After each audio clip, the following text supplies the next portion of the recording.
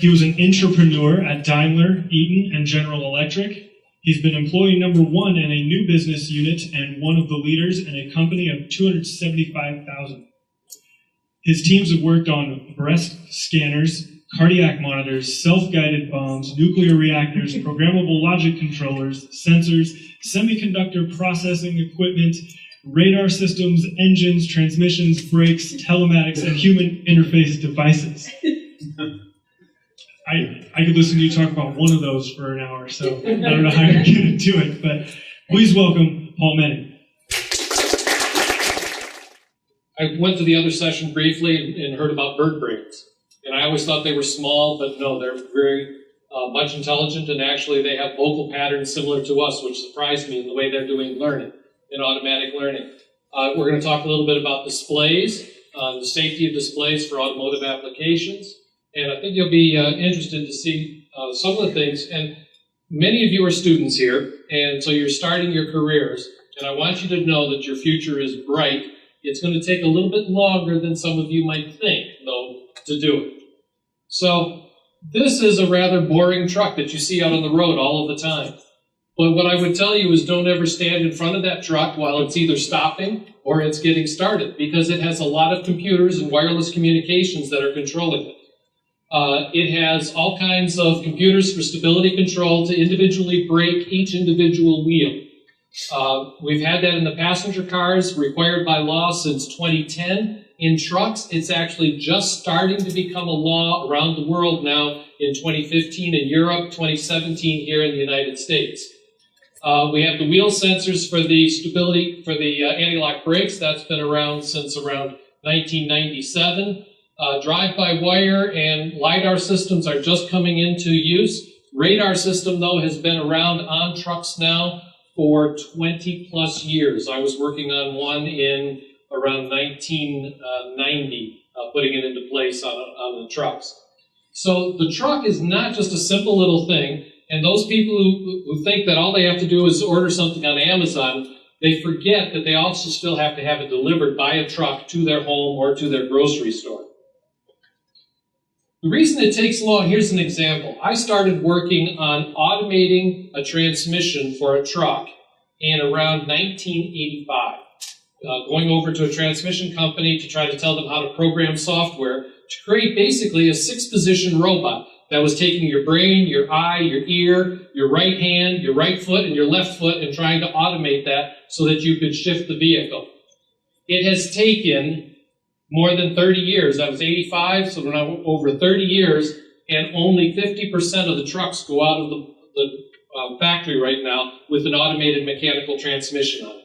It's still growing, but it takes a long time for technology, which is new and exciting, to get to the point of being really high-volume production. This is a product that was introduced first in 2009. You should understand it really well, the bicycle guy, right? And when you're riding a bike in a contest, you want to do some drafting behind the people in front of you. The person in front is doing a lot more work than you are doing, and as a result, you want to do that. And as you're approaching a hill, you want to build up speed while it's easy to build up speed. You know you're going to lose it. And then when you get up here, you want to stop trying to fuel the vehicle so that you can take advantage of gravity to help you improve your speed. That was introduced thanks to GPS becoming popular and available on a public basis in the late 90s. And so that's been in the process. 2009, and there are still new product introductions by some of the vehicle OEMs and passenger car companies to begin offering this. So if you take that, last year we had 17.5 million passenger cars produced in the United States. Only a handful of them had this type of GPS-based technology in it. 1938, the Interstate Commerce Commission said that you can only drive so long. You can only be on duty a certain amount of time. Airplanes, same thing. You can only have a pilot or a crew agent on board for a certain amount of time, and then they have to rest. We've had the same rules in the trucking industry since 1938, and literally, it is still today a piece of paper. And you have to save that piece of paper, you mark it, and you say whether you're in the sleeper, whether you're actually driving, or whether you're on duty and doing something else, and you got 15-minute increments here for what you're doing. We've just passed a law to get rid of paper, and it's going to take until 2017 before we are taking and having tablets, phones, and other things that are electronically connected to the truck to be able to track this information. And of course, it'll have a little bit better type of screen. It will have cloud storage of information. So here we have something that's been around for a long time, and I'll bet none of you would have thought that somebody would be filling out a piece of paper in a truck in order to take care of this stuff.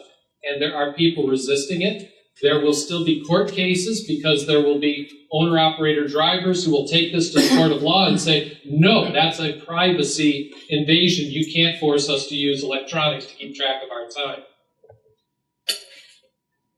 Trucks and cars and everything else need to move. Most of our infrastructure was built many years ago, and it's failing. So drones, then, this is a great application for it, is when we need to inspect bridges and things. So here's a short video that talks about how the Minnesota Department of Transportation just recently did a test in September of last year using drones with cameras for doing inspection purposes. More about it. Thank you.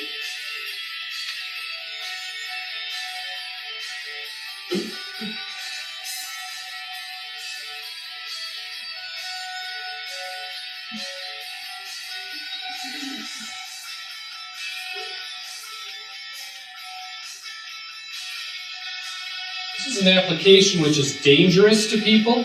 It also can mess up traffic situations because you'll have cones on top and stuff. You might have somebody out there with a truck with a bucket on it in order to be doing the inspections. Now you can do it remotely and not interfere with traffic, I believe, and it'll be much, much safer to accomplish. You get a recording very easily of everything that you're doing.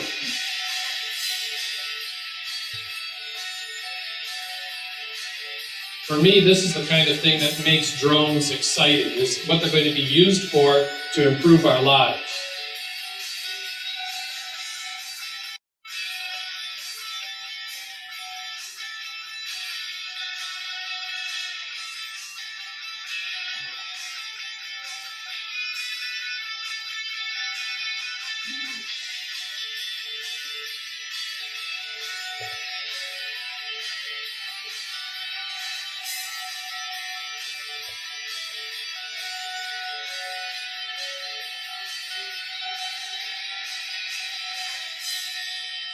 Power lines for the smart grid people are also another great application. They're actually people who walk the lines.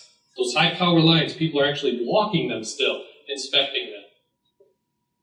UPS and Amazon and DHL and FedEx are actually leaders in clean energy and technology, using electric vehicles, using fuel cell powered vehicles, using natural gas powered vehicles in order to deliver things. They've been able to do things as simply as just make right turns instead of left turns to be able to improve their productivity and save a lot of fuel. Where it's headed, though, is one of the suppliers to UPS is called Workhorse, and now take an electric vehicle that is that delivery vehicle and combine it with a drone so that you can do more than one delivery at the same time.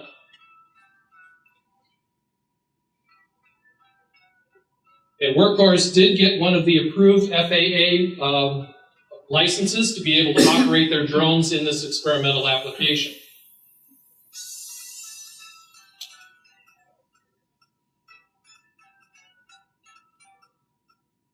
We're going to need that 15-pound limit that you got on that thing.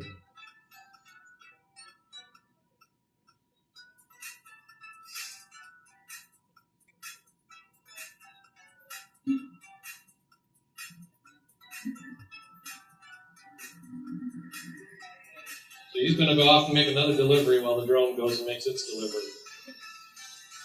Doubling productivity.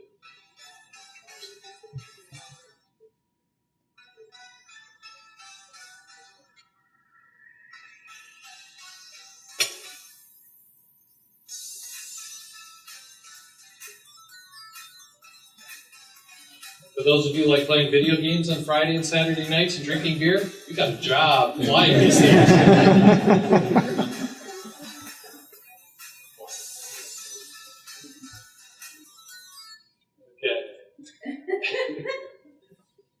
And a lot of that is great, but one of the things I'm doing with this particular thing, and for those of you who can't read it, it says self-driving. What we really need are self-loading trucks. What I'm going to encourage you to do, I agree with the first speaker, Rick, that most of you are not going to join Fortune 500 companies and go the path I did of working for General Electric, Eaton, and Daimler. You're going to do a lot of different startups. Find something that really needs to be solved that's going to make things better for humanity, and that's where you're going to find things. So, this is something that nobody's doing anything about right now. How do you properly load a truck and do it efficiently, quickly, with fewer people?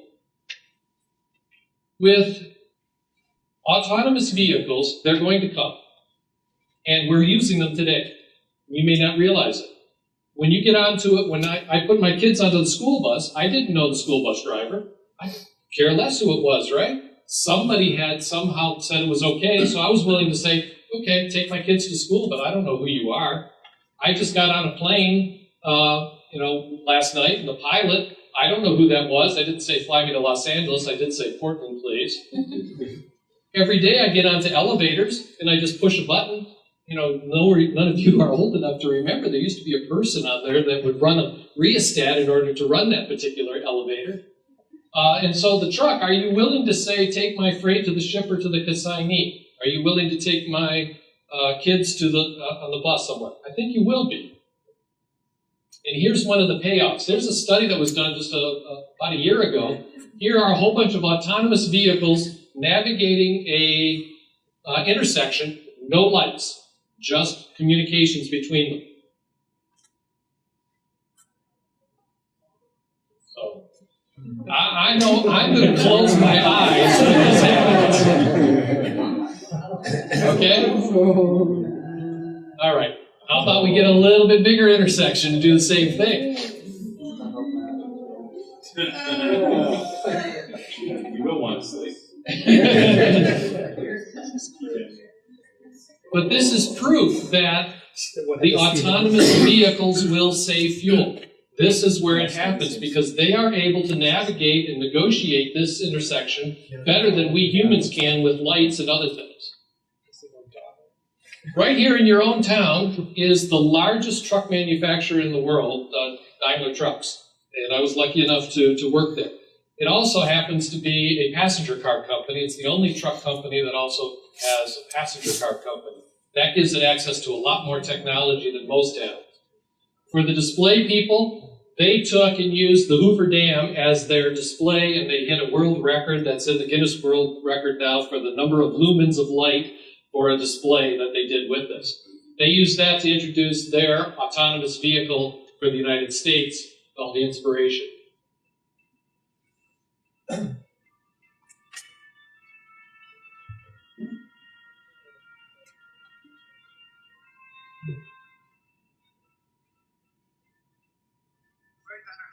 Just as hard on autonomous driving technology as the people once built this dam. The state of Nevada gave them the first commercial license for an autonomous truck in the world. This was just earlier this year, I think. Right here in America, we're introducing the world's first truck with an AB license plate.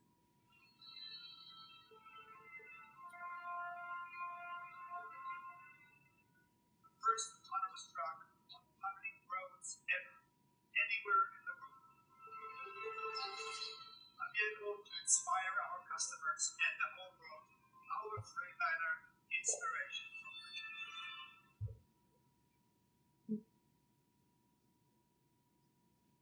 So back to displays and the bird brain, for instance. One of the things that we still have to do is we do still have humans driving, and we need ways of communicating the situational awareness of the vehicle, of the traffic, as well as the vehicle itself. Here's a concept that's being done for motorcycles. Introducing the concept of road safety. A revolution for your motorbike riders.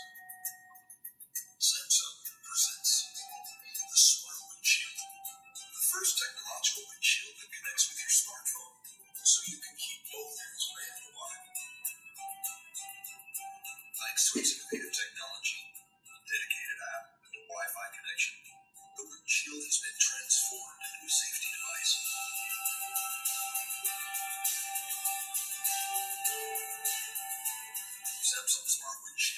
helps you to visualize the GPS navigator so you always know where to go, or who's calling so you can decide if you want to stop and answer, or send an automatic message to explain you're on the road. You can also use texting or emailing and receive many other notifications as well. From now on, to check your smartphone while out riding, you only need to look ahead. Samsung Smart Windshield, smartphone in your pocket, hands on the handlebar, more safety on two wheels. If you ever go to a trade magazine online called Fleet Owner and you look at some of the blogs that I do there, you'll see that I would probably disagree with this because you still have cognitive needs for paying attention to the traffic situation. And if I instead bring my eyes and my brain to look at what's on the screen there, I now have lost what's going on. So there's still plenty of opportunity to take the health stuff and the technology stuff over here and meld them together into something that's going to work. I actually, as I think about it, I have not seen anybody talk about an autonomous motorcycle yet. So there's something that you can work at. Another big display, this time on the back end of a trailer.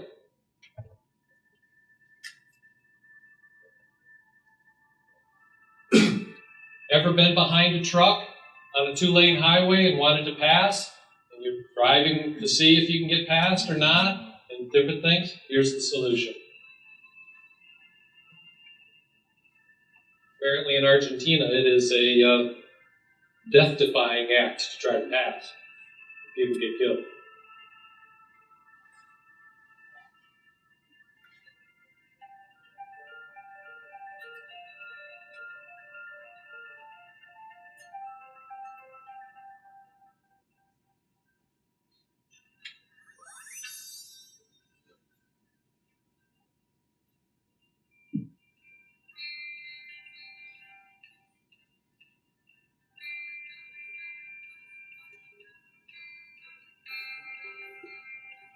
Untapped market potential, the back end of every trailer, to have a large screen TV. Camera in the front that is telling you what's going on so that you can see what's happening.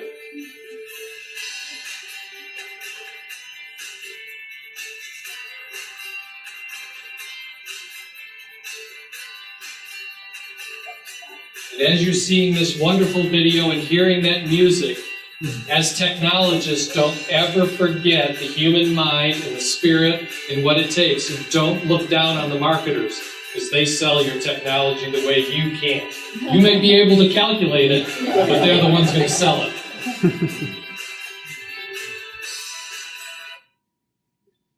Okay, I mentioned the bicycling, and then I got into the GPS.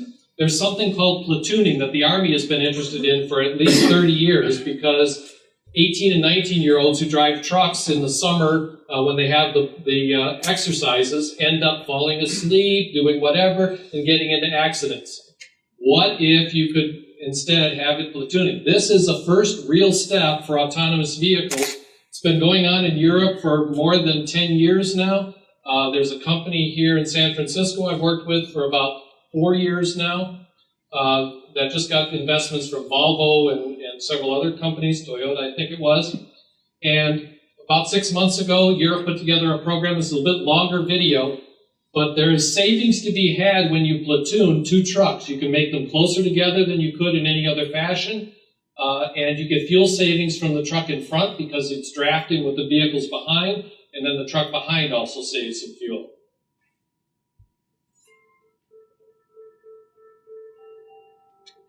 The road transport network is currently saturated. Consumer demands are increasing ever more, and this strains our infrastructure to its limits. The solution? Truck platooning.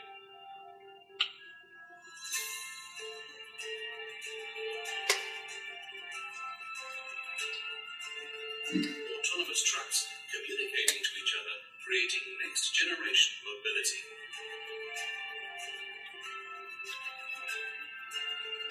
With our transport network being the spine of our economy, we need to make logistics and mobility more efficient, without the need to build a more extensive road system.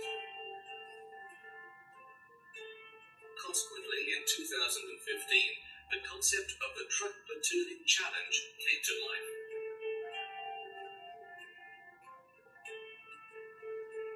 Starting with its kickoff on October 7th, 2015 in Bordeaux during the ITS conference. A multidisciplinary approach between governments, industry, authorities, and research institutions that resulted in a unique journey to realize cross-border truck platooning for the first time in history. Here, the first framework was laid out. This framework was further developed during the next level meeting in Rotterdam.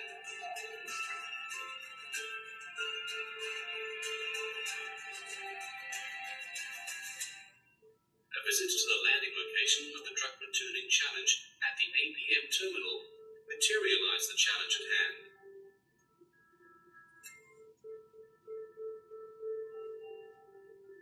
Which was successfully finalized during the second next level meeting in Brussels.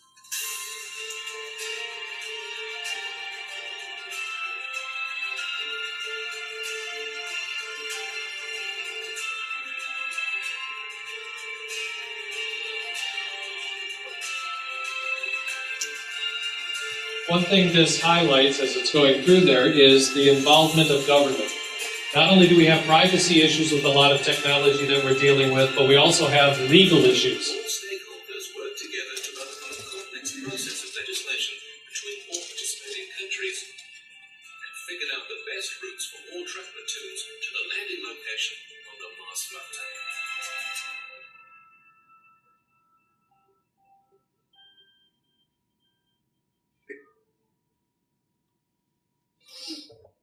So it is an actual operation just less than a month ago. Here are multiple platoons. Unfortunately, they didn't have interoperability among the different manufacturers. So DAF, Iveco, Mercedes, Volvo, they each had their own set of 2 or 3 trucks that were platooning.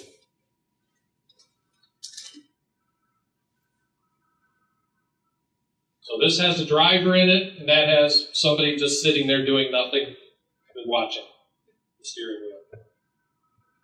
Able to make 90-degree turns and everything else.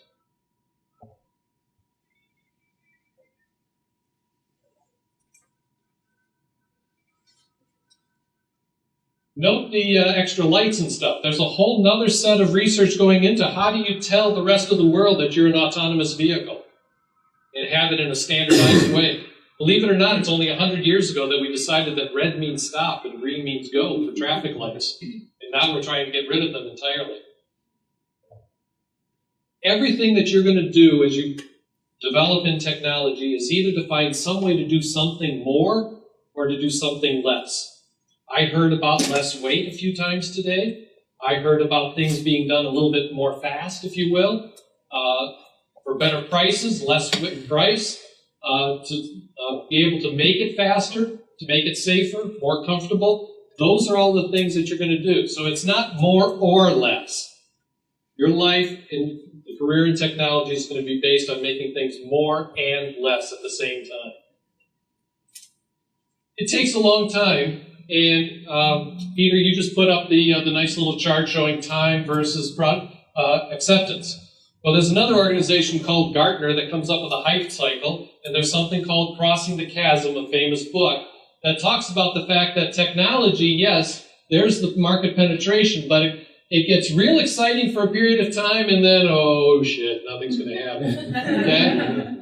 Ben, you were here about a year and a half ago when the FAA said, no way are you guys going to ever do autonomous. And now, rebirth. We're going to have something. DOT, we're going to do something with automated vehicle legislation in the future. And so the problem is it takes a long time. You know, we talk about the iPhone a couple of times today. 2006, that was the watershed year, 10 years ago. Well, wait a minute. I had a Microsoft Windows 3E telephone 10 years before that. So, you know, cell phones started in 1980 and earlier. So if you go through a lot of things, other than, say, Groupon and a few of these social networks, you're going to find that You've got a long and wonderfully exciting career to make things more or less so that you can get to where it is really more in the future. And this is what it looks like from where you're sitting. Okay? Here's that first little hill of excitement. There's a valley right below it with a chasm that you're going to have to cross until you hit that peak of production, productivity, and fun, and you get to retire with gray hair like I have. And you've had a lot of fun. Thank you.